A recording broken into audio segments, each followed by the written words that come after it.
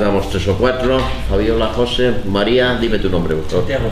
Venga, pues Fabiola primero, José, María, Santiago, y luego ya si Miguel quiere comentar algo. Miguel, pero habla para todos. Toma, si no tienes el bolígrafo lo apuntamos y te anotas. Venga, Fabiola, pero habla para todo el mundo, ¿eh? Sí, yo... Que el debate es para todos. Dos cosas. Una era una pregunta de saber si la jefatura del Estado, si pone en algún sitio que tiene que ser católicos o se sobreentiende. Y la otra cosa era una observación cuando se habla de, ya sea una asignatura de historia de las religiones o que esté dentro de la asignatura de historia, me parece interesante porque al contrario de lo que puede parecer, que es como que le estamos dando más al hecho religioso en el sentido de catequesis, que no sería el caso. Yo creo que si las personas, si la gente, si los niños desde pequeños conocieran la historia de las religiones desde un punto de vista racional, o sea, de lo que realmente, cómo se parecen, cómo vienen unas de otras, pues daría mucho que pensar. Yo creo que para una mente que la eduquemos de forma racional desde pequeño, si realmente ven, porque la gente no tiene ni idea, o sea, los niños, la gran mayoría no sabemos cómo se parecen y cómo se han ido haciendo, es para hacer, no creo que ayude nada a crear gente dogmáticos por lo menos. O sea, creo que ayudaría a hacer gente más racional de cómo se hacen las cosas, luego esa espiritualidad personal o que quieran tenerla. Pero yo creo que puede ser un arma de doble filo, si se hace bien, no si se hace desde un punto de vista de contarnos las religiones como si fuera un cuento, ¿no? Como siempre nos lo han contado. Venga, gracias, Fabiola. José. Bueno, interesantísima la exposición. Yo quiero manifestar que vengo totalmente impactado. Vengo impactado porque vengo de Londres. Y en Londres, ciudad que conozco muy bien, pero a la cual no había ido desde hace 15 años, me he encontrado con cosas que no conocía. Me he encontrado con una cantidad de niqabs y de chadors impresionante. Pero sobre todo me he encontrado con el siguiente cartel que voy a traducir directamente, aunque lo tengo aquí porque hice una foto del inglés. Está usted entrando en una zona controlada de la Sharia. Las reglas islámicas son obligatorias. Sharia para una sociedad mejor, no alcohol, no juego, no música, no conciertos, no pornografía, no prostitución, no drogas, no fumar. En Londres, en el barrio de Whitechapel. Es decir, contestando la primera pregunta que tú propones, creo que no se está defendiendo el modelo laicista ni el modelo de sociedad abierta. Esto en el corazón de Londres, a escasamente 3,5 kilómetros de Piccadilly Circus. Venga, gracias, José. María. Bueno, yo quería que lo contó un poco Fabiola, pero quería hablar de lo del hecho religioso, porque, bueno, además también es una cosa que en Europa Laica estamos discutiendo. Ahora mismo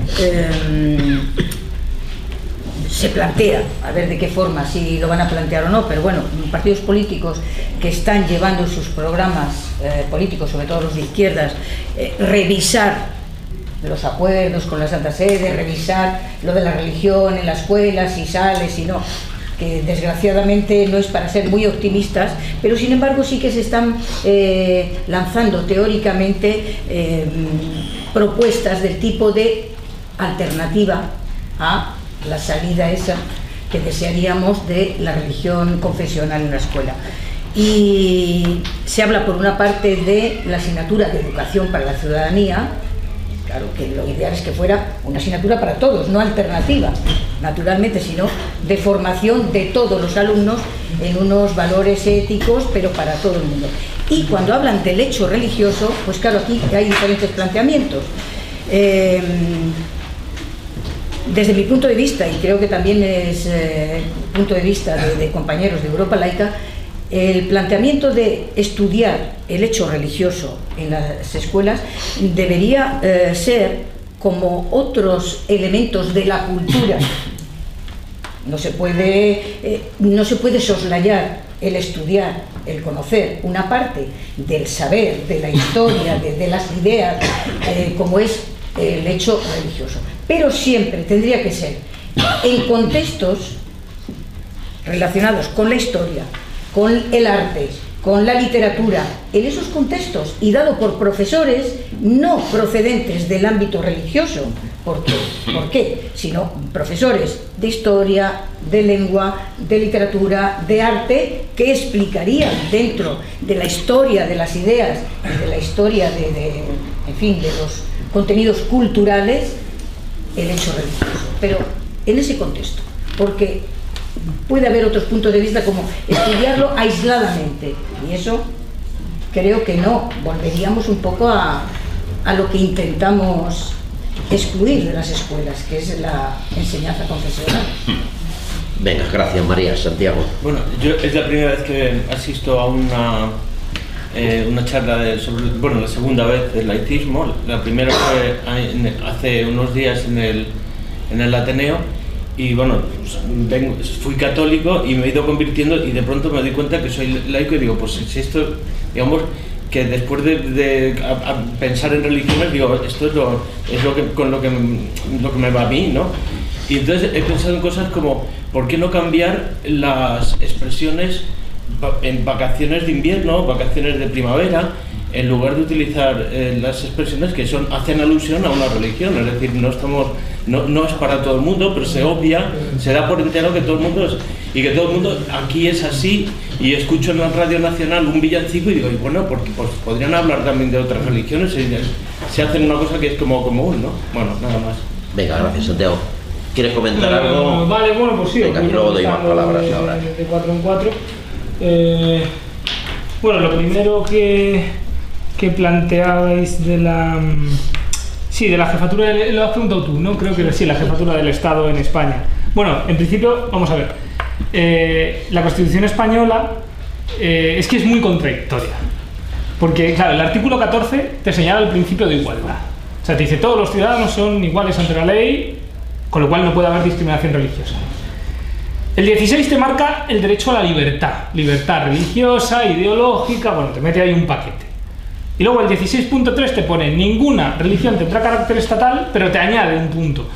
Los poderes públicos tendrán en cuenta las sensibilidades mayoritarias de la población y mantendrán las relaciones de cooperación con la Iglesia Católica y las demás confesiones. Esto ya te marca que la Iglesia Católica es un ente de derecho público reconocido constitucionalmente y las demás no. ¿Por qué católicos sí y musulmanes no, o ateos no, o tal? Ese es el primer punto. Y luego lo de la jefatura del Estado que comentabas, es que, claro, no es que diga el jefe del Estado tiene que ser católico, pero si el jefe del Estado es rey, y en última instancia es rey en origen tradicionalmente por la G de Dios, ¿no?, como se solía decir, no se admitiría una ceremonia en la que el rey, es decir, si el rey se casa por lo civil y dice yo no soy católico, entonces ¿por qué es usted rey? O sea, lo único que le engancha como rey, que le permite mantener, es que es católico y luz por la fe de Dios. Y sale y dice, no, yo soy ateo, me voy a casar por el rito balinés. Entonces, vale, entonces ¿por qué es usted rey? Si usted es como los demás y no... Pero es una contradicción absurda, ¿no? Pero como es absurdo el elemento monárquico en ese sentido. No hay ni pie ni cabeza, jurídicamente es que hay una contradicción. Igual que el hecho de que el jefe de Estado sí es responsable.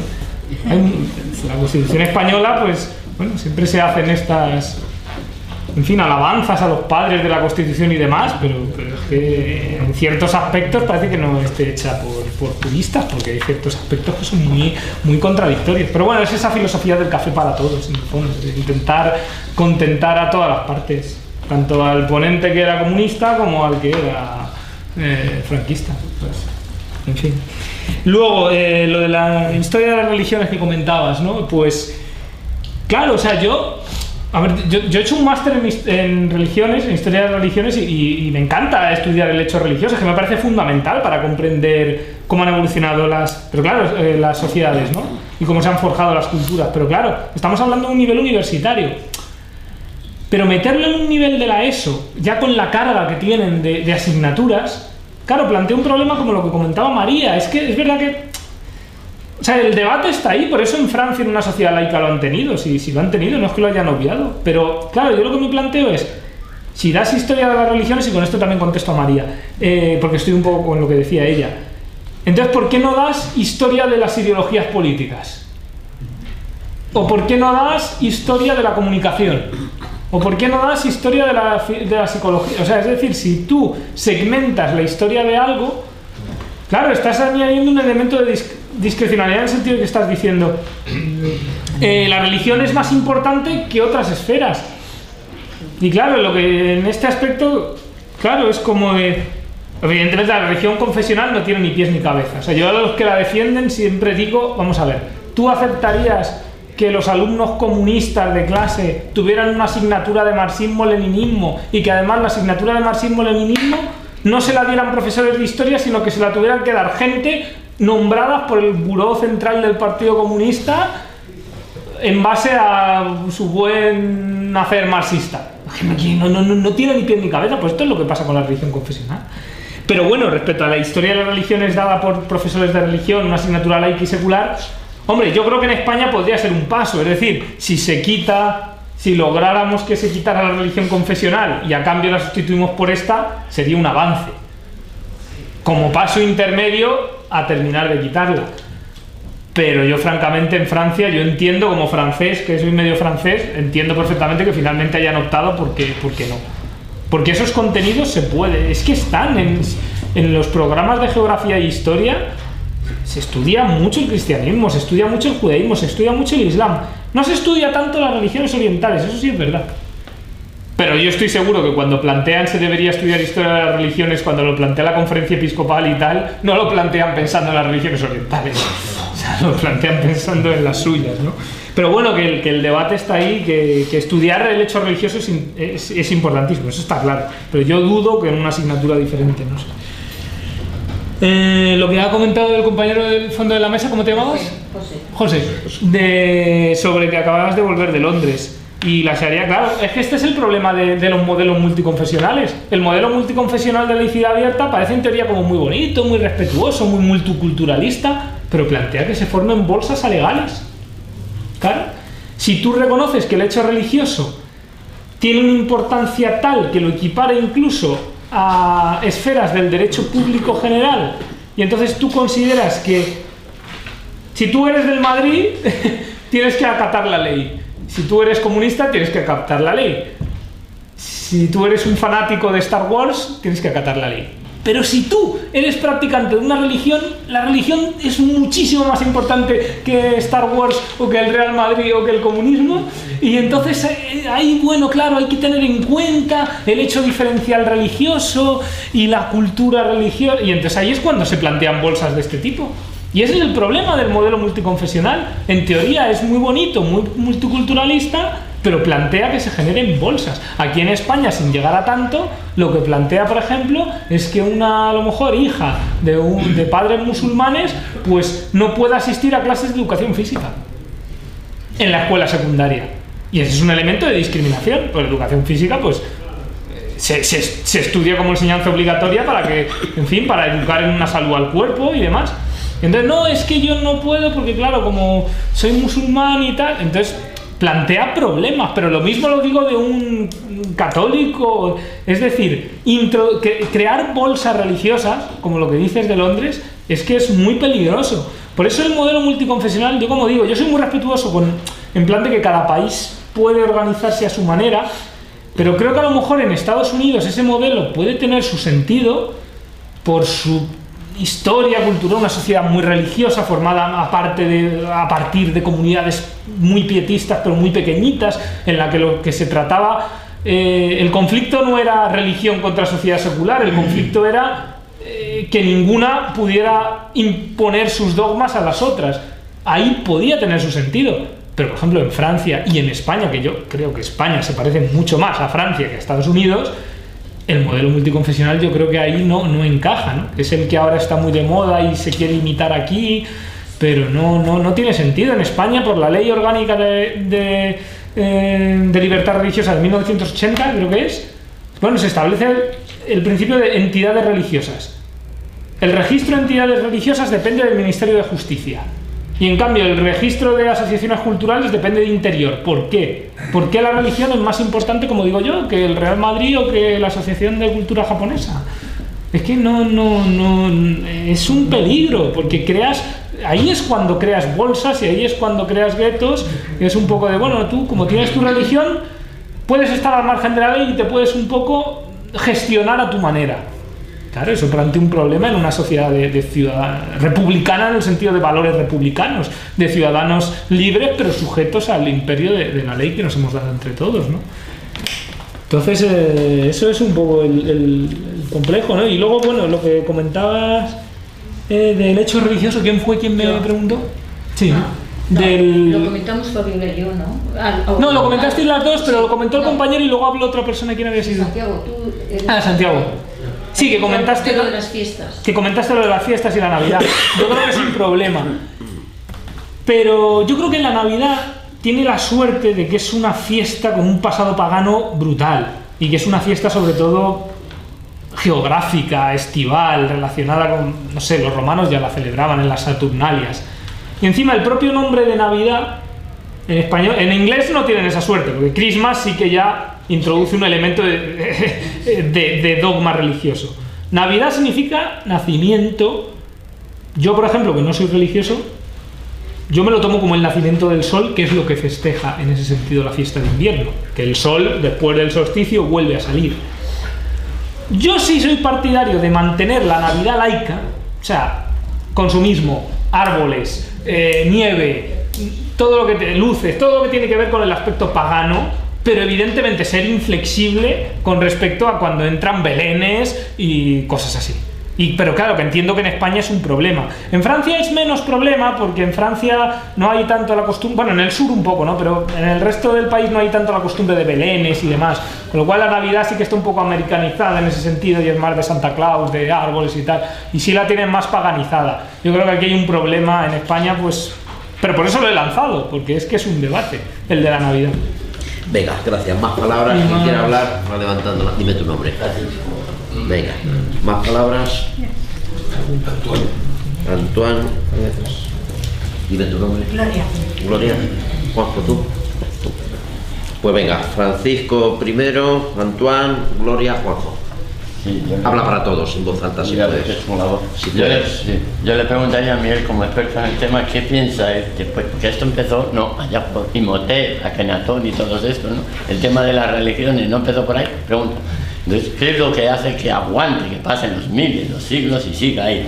¿Está dentro del ser humano, ya viene de base, o es que no lo inculcaron de tal forma y como el ser humano es un poco aborregador, que se aborrega fácilmente, lo lleva ahí hasta por los siglos de los siglos? Y luego otra pregunta, si puede ser, es que a mí cuando estudié el pietismo sí que me captó un poco, quisiera la pregunta, la diferencia entre protestantismo y pietismo, porque el pietismo has dicho que tiene que ver con el pacifismo, ¿no? Quizás eso es lo que me enganchó a mí. Quería saber la diferencia, sobre todo tú que te ves muy entendido, entre pietismo y protestantismo, y ya está. Venga, gracias Francisco. Antoine. Yo solo quería hacer una reflexión hacia las personas que en este país están luchando y trabajando para que se pueda llegar a una sociedad laica, comparada con la francesa. En Francia, es verdad que hemos empezado con la ley, la ley de 1905, que separa la Iglesia y el Estado, pero no hay que olvidar que luego son decenios de luchas, concretamente y sobre todo por los maestros de la escuela laica, que se formaban en escuelas normales.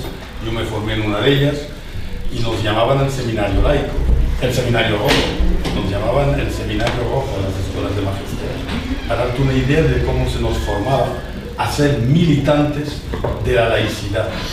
Y pueblo a pueblo durante decenios han luchado los maestros laicos para que se cerrara la escuela católica que había en ese pueblo, que se ha ido cerrando poco a poco en toda Francia. Quería decir que hay que ser conscientes que es casi una lucha larga, que no ha bastado con una ley, que ha sido una lucha diaria de apartar la religión de la esfera pública y sustituirla por un concepto de neutralidad de lo público. No, solo quiere decir eso, que es un trabajo que no basta con hacer una ley, sino que luego han sido decenas de años de mucha gente que ha trabajado, que han sido verdaderos militantes del laicismo y que básicamente han sido los maestros de la escuela pública, de la Tercera y la Cuarta República sobre todo. Venga, gracias. Justo el viernes estaban compañeros de La Libre Pensée y nos ilustraron un poco con las amenazas crecientes que hay en Francia de ataques al Estado laico. Venga, Gloria, habla para todos, por favor. Sí, a ver, yo trabajo en inmigración y la verdad que me gusta estar al día con el personal que trato, y como trato con muchas personas de muchas razas, de muchas distintas culturas y distintas religiones, pues hace un par de meses hice un curso en la Escuela Diplomática sobre Islam, para formarme mejor en el tema del Islam, por todo lo que tenemos a nuestro alrededor. La verdad es que el curso fue estupendo, nos lo dio gente muy profesional, me gustó muchísimo, maravilloso.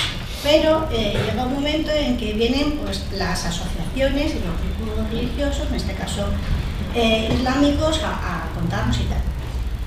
Os quiero decir que de verdad el final del curso era que como en España somos un país aconfesional y que efectivamente lo único que se necesita es estar registrado en el registro de entidades religiosas del Ministerio de Justicia, pues al final todo venía a que si la Iglesia Católica estaba recibiendo no sé cuántos millones de euros, ¿por qué nosotros, que somos musulmanes, no tenemos derecho también a recibir no sé cuántos millones de euros?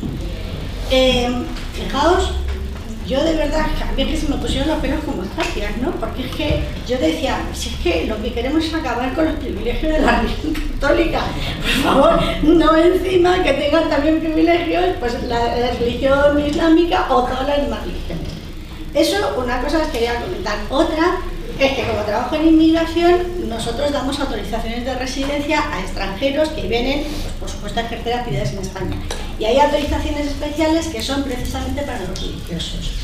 El único requisito, bueno, hay varios requisitos para cumplir para poder obtener esas autorizaciones, pero el requisito esencial es estar registrados en el registro de entidades religiosas del Ministerio de Justicia. Con lo cual, ahora mismo estamos dando autorizaciones de residencia a personas que son religiosos de la religión de los santos del último día del intento de no sé qué de no sé cuántos, a la otra religión del no sé qué de no sé cuántos, porque claro, parece que como tenemos derecho a la libertad religiosa, como todo el mundo tiene derecho a tener la religión que quiera, pues entonces claro, se instalan y entonces vienen y entonces se traen a sus propios religiosos, que además nosotros les tenemos que dar permiso de residencia, y etcétera, etcétera. Con lo cual, yo, la verdad, a mí me preocupa mucho todo, porque es que parece que en vez de estar dando pasos hacia adelante hacia el laicismo, esto es lo contrario, estamos dando pasos hacia atrás en base precisamente a lo que se estaba diciendo aquí del multiconfesionismo, que es lo mismo que la multiculturalidad, que son modelos que efectivamente no son válidos, porque no es que aquí cabe todo y cada uno en su cachito que se coja su trozo de tarta, es que aquí tiene que haber una interrelación, ¿no? entre las culturas, entre las confesiones, entre todo. Entonces, realmente es que el enemigo es muy poderoso, ¿eh? O sea, de verdad que a mí me preocupa muchísimo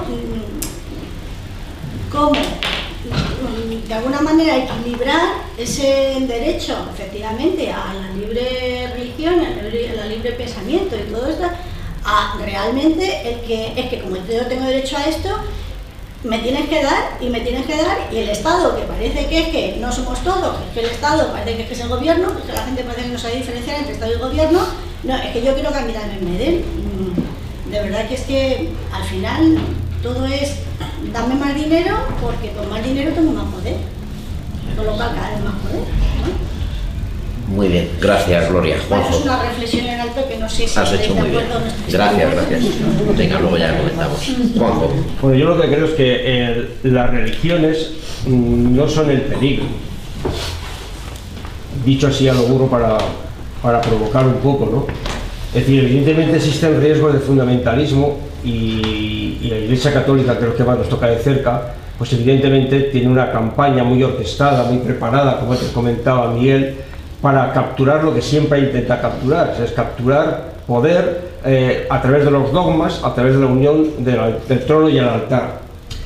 Pero yo creo que el peligro no es tanto eso, el peligro es los gobiernos y las instituciones que permiten la intromisión. Porque el laicismo, y no se trata de una charla sobre el laicismo aquí, porque eso lo tenemos en el cursillo próximo para poderlo explicar, no es nada antirreligioso. El laicismo lo que hace es respetar lo que es la pluralidad de todos y respetar, por lo tanto, la neutralidad de las instituciones.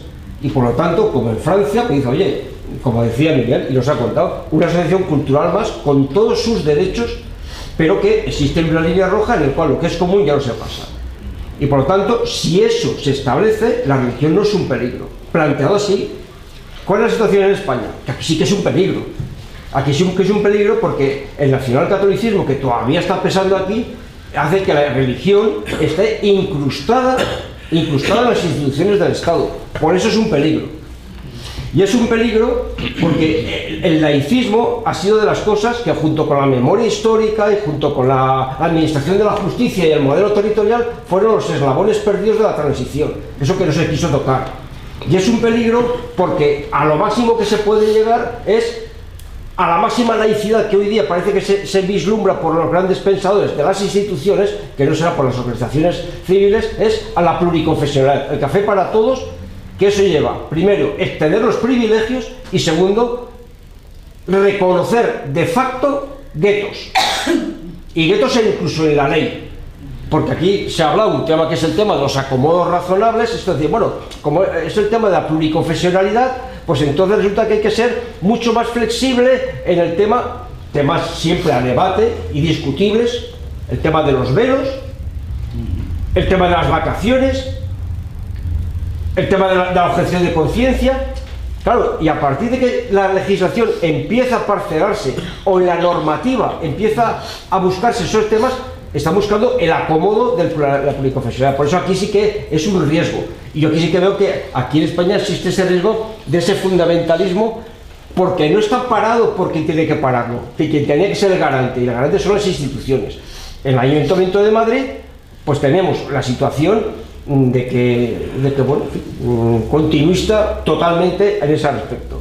Y aquí me meto también para, como reflexión constante, el tema de las tradiciones. El tema de las tradiciones es un tema muy sutil, pero claro, es que depende cómo se analice, porque si yo se analizo bajo el punto de vista de esta separación de lo que es las instituciones de lo religioso, pues yo diría, no hay ningún problema. El problema es cuando se mezcla, y cuando se mezcla hay muchas maneras de mezclarse. Hay una manera de mezclarse inequívoca, que es financiación pública a determinados eventos religiosos, a esos y no a otros. O cuando se tienen privilegios y no respecto a otros. Porque aquí todo se solucionaría esa protección que yo exijo a los poderes públicos, lo que apuntaba Miguel en el ejemplo de Francia. Es una organización de derecho privado, como una más, como una asociación cultural. Y por lo tanto pide subvención para hacer su cabalgata, y si quiere el ayuntamiento hace su cabalgata laica. Pero aquí no, aquí todavía esa imbricación existe y por lo tanto las tradiciones aquí son más difíciles de vislumbrar y tratarlas de una forma normal, como deberían tratarse en condiciones normales. Pero eso aquí muchas veces los que estamos en la asociación de Europa Laica y otras asociaciones estamos a caballo entre lo que es nuestros planteamientos y una realidad social y política que a veces que nos hacen ver las cosas muy mezcladas. Repito, si tuviéramos claro la separación y un gobierno y unas instituciones que defendieran esa separación de lo civil y de lo público y de lo privado, muchos temas se estarían desdramatizados, pero es que aquí están completamente imbricados y eso hace más difícil los análisis. Venga, gracias, Juanjo. Miguel, sí, brevemente para dar más juego a quien quiera intervenir. Bueno, lo que decía Francisco de lo sobre el pietismo, ¿no? A ver, o sea, el pietismo es, como término surge en el protestantismo, efectivamente, pero hay pietismo en todas las religiones monoteístas, por lo menos. La base, mira, para que lo entiendas, es como, no es que sea pacifista, es un poco la idea de que serán a lo mejor las comunidades monásticas, ¿no? Lo que pasa es que he llevado más a un plano más secular, pero es un poco la idea de aislamiento, más que de pacifismo es de aislamiento, o sea, es un poco la idea de el mundo está corrompido, el mundo está dominado por el demonio, es mal, es terrorífico, es lascivo, es blasfemo, ahora pues es moderno, tal, ¿no? Y entonces, bueno, no podemos competir contra eso, pero bueno, como nuestro Dios en principio pues es un Dios de amor, ¿no? Pues entonces no tenemos que ir con la espada por ese mundo, lo que tenemos que hacer es aislarnos, y ya en el paraíso pues Dios nos recompensará nuestro aislamiento y condenará a los demás, ¿no? Entonces, digo, el origen es protestante, pero también ha habido grupos católicos, por ejemplo, los grupos pietistas musulmanes, como digo, son los tablighi, ¿no? Que bueno, son estos grupos que son muy integristas en la interpretación correcta de la Sharia, pero sí que es verdad que siempre es como de no, pero el Islam es una religión de paz, el Islam es una religión de paz, tal. O sea, ellos es verdad que tienen muy claro que no quieren, que la violencia no va con ellos. Lo que pasa es que, claro, se aíslan mucho. En los judíos, por ejemplo, pasa con el hasidismo, que es otro movimiento que no es nada intelectual, es muy de milagros, ¿no? Con el Rebbe que hace milagros y demás. Son movimientos, os digo, muy poco intelectuales, muy populares, pero muy eso, la base es el aislarse de ese mundo corrompido. Entonces, pequeñas comunidades con indumentaria correcta para diferenciarte del infiel, alimentación correcta para diferenciarte del infiel, pues eso, no sé, matrimonio correcto, leyes estrictas correctas. Claro, estos grupos es cierto que, claro, que no plantean un problema de violencia pública, porque efectivamente son pacifistas en ese sentido, pero sí que yo creo que generan un caldo de cultivo peligroso de aislamiento total, que es que crean guetos, porque se aíslan ellos mismos y no quieren formar parte de la comunidad. Entonces, claro, como decía encima Juanjo, si luego con la multiconfesionalidad les reconoces islas alegales, pues el tema se vuelve mucho más complejo y peligroso. Vamos, en principio es eso, el pietismo, aunque el origen sea cristiano o protestante, pero en todas las religiones monoteístas, tablighis, hasidistas, en los judíos, se encuentra en todas, ¿no? Y la base es eso, el aislarte. No enfrentarte con el otro, pero yo me aíslo, me retiro del mundo, ¿no? Un poco de eremita, si quieres. Luego lo que Antoine decía de la pedagogía del laicismo, ¿no? Claro, es que diseminar valores, o sea, crear lo que ahora está tan de moda, lo de la hegemonía en términos gramscianos, ¿no? Pues claro, lleva su tiempo, y más cuando empiezas desde abajo. Y entonces son décadas y años, y además hay vueltas atrás. Y entonces por eso en Francia es verdad que es un peligro Pero claro, también es cierto que Francia también en esto voy a ser un poco crítico, es verdad que tiene amenazas hoy en día, que es cierto que el laicismo como tal, pues le está costando responder a ellas. Yo creo que desde un modelo laicismo a la francesa, claro que se puede responder a esas amenazas, pero hay que reconocer que de momento no lo están haciendo bien. Es verdad, por ejemplo, que en Francia es que hay unos guetos absolutos, la enseñanza del Islam se desarrolla muchas veces en mezquitas que escapan al control del Estado.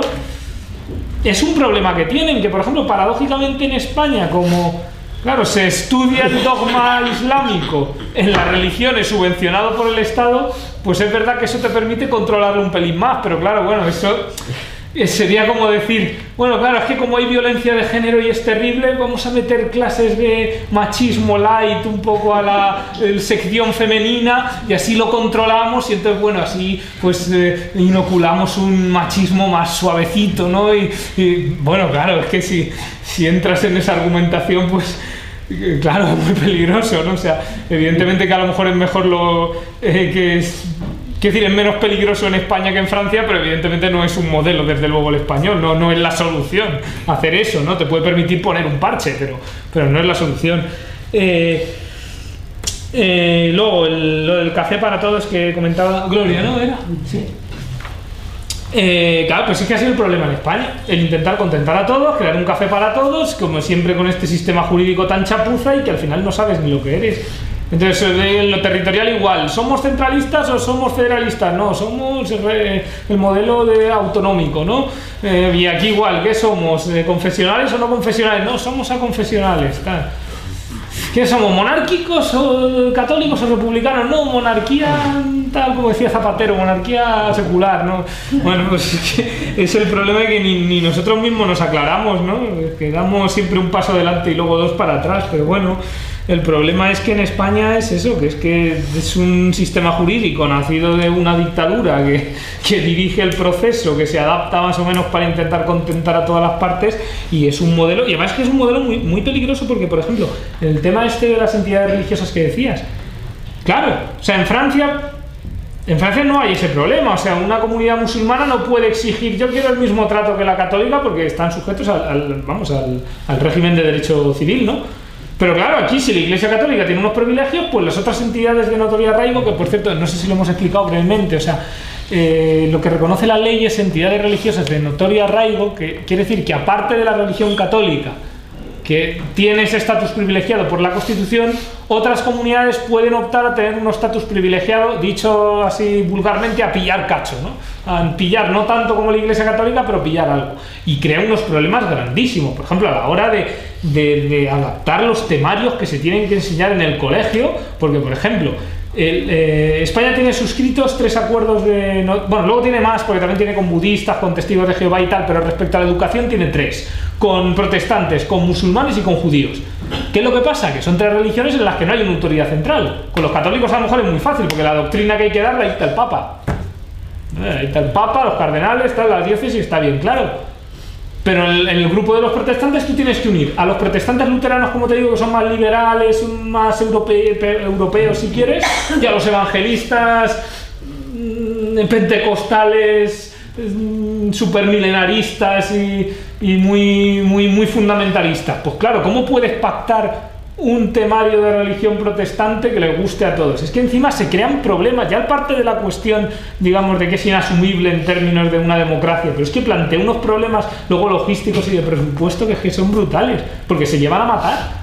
Claro, un luterano alemán totalmente secularizado que practica su religión pero de una manera muy suave, ¿no? Es decir, y totalmente homologable con la democracia, pues tiene que estar en el mismo grupo porque el Estado le trata igual dentro de la Federación de Comunidades Protestantes y Evangélicas que al evangelista estadounidense muy radical en ese sentido, que cree que el castigo divino va a llegar y que el demonio acecha por las esquinas. Es complicado, ¿no? Con los musulmanes pasa lo mismo, no hay una autoridad central. Bueno, en el chiismo sí hay un poco un clero, pero en España sobre todo lo que hay son sunitas, ¿no? Porque chiitas pues son algunos iraníes y algún iraquí, pero sobre todo son sunitas, ¿no? Entonces en el sunismo no hay una jerarquía completa. El imán es uno más que, bueno, que guía la oración porque tiene unos conocimientos un poco que ha estudiado un poco más los textos, pero entonces es muy difícil ponerlos de acuerdo. Y vamos, y durante años hubo conflictos entre, por ejemplo, las comunidades marroquíes que mandaban mucho, las saudíes y las que venían más de la zona de Mesopotamia y tal. Son unos problemas. Y con los judíos, el problema ha sido entre los judíos liberales y los judíos conservadores. Porque, por ejemplo, en España, al ser un país castellano parlante, hay mucho judío que viene de Argentina. Esos judíos argentinos son muy liberales, a lo Woody Allen, si queréis, ¿no? O sea, es un judaísmo muy progre, si queréis, ¿no? Muy liberal, muy light. Pero, sin embargo, la Federación de Comunidades Judías en España está controlada por los ortodoxos. No tampoco los ultraortodoxos, pero en fin, los ortodoxos conservadores, partidarios de la Halayá, de la interpretación estricta, observancia de la Torá y tal. Pues durante mucho tiempo los judíos, estos progresistas, que eran argentinos sobre todo, es que no entraban ahí, no les dejaban entrar en la federación. Con lo cual, es que plantea esto de tratar el hecho de religioso diferenciadamente, estos modelos aconfesionales o multiconfesionales, es que plantean unos problemas porque ellos muchas veces es que ni se ponen de acuerdo. Y esto es el problema del café para todos, ¿no? Y perdonad que me he extendido en esto, pero es que da para... O sea, plantea un tema que da en la llaga, ¿no? Y luego lo que decía Juanjo, claro que las religiones no son el peligro. Si yo por eso he empezado muy bien, cuando he empezado la conferencia, diferenciando entre que este propio problema del fundamentalismo se plantea en el seno de las religiones, no solo en plan de religiosos contra no religiosos. Que es que dentro del mundo católico, pues fijaros, desde el ayornamiento de Juan XXIII y Pablo VI, y cómo reaccionan dentro del mundo católico. Y ahora es cierto que el Papa Francisco tiene mucha resistencia en algunas cosas que está haciendo y por eso tiene mensajes tan contradictorios y por eso de repente hago un gesto a que los homosexuales no van a ir al infierno y al momento siguiente casi justifico los atentados de Charlie Hebdo porque digo que si mi guardián de la Guardia Suiza insulta a mi madre yo también le pego, ¿no? ¿Os acordáis lo que dijo? Claro, tienen problemas porque tiene que armonizar grupos muy diferentes. En el mundo protestante igual. Claro que la mayoría de comunidades protestantes en Europa son muy democráticas, muy liberales, no plantean un problema, siguen su religión sin contradicción con los demás. No hay problema en ese sentido, con alemanes, con suecos, con ingleses. Pero sin embargo, las comunidades, por ejemplo, evangélicas muy fundamentalistas sí plantean un cierto problema. Y lo que dice Juanjo, hay que plantear dónde están los límites. Y el problema es que en España el Estado no se hace cargo de garantizar esa neutralidad. Pero quedaros con la imagen esa. Si tú quieres montar una asociación, imagínate, de agnósticos, te tienes que ir al registro civil y no vas a tener los mismos derechos que tiene la Iglesia Católica o las confesiones de notorio arraigo. Por ejemplo, el matrimonio es otro tema. En Francia está muy bien estipulado, porque el matrimonio es solamente civil, que eso no quita entonces no me puedo casar. Claro que te puedes casar. En Francia la gente se casa por la iglesia y la mayoría de franceses se casan por la iglesia porque son católicos y luego los otros se casan por el rito budista y por el rito musulmán y el que toque, pero ese no es un matrimonio oficial y en el fondo, si lo pensáis, tiene su sentido. Si tú eres muy creyente, tu acto de matrimonio religioso tiene que ser ante Dios, no ante el Estado. Yo no soy creyente, pero creo que esto una persona creyente, yo creo que lo puede asimilar muy bien, en el sentido de yo me estoy casando ante Dios. El acto de amor con la persona con la que me voy a casar es ante los ojos de Dios. Aquí el Estado no tiene que entrar. Entonces, ¿qué cuesta? Como se hace en Francia, te casas por la iglesia con toda la pompa y luego vas al ayuntamiento a firmar un papelito. ¿Para ti será más importante el matrimonio religioso? Claro que sí, a nivel afectivo, pero entenderás que a nivel legal tienes que firmar el otro papelito. Y aquí, sin embargo, en España, para satisfacer a todos, se reconocen todos.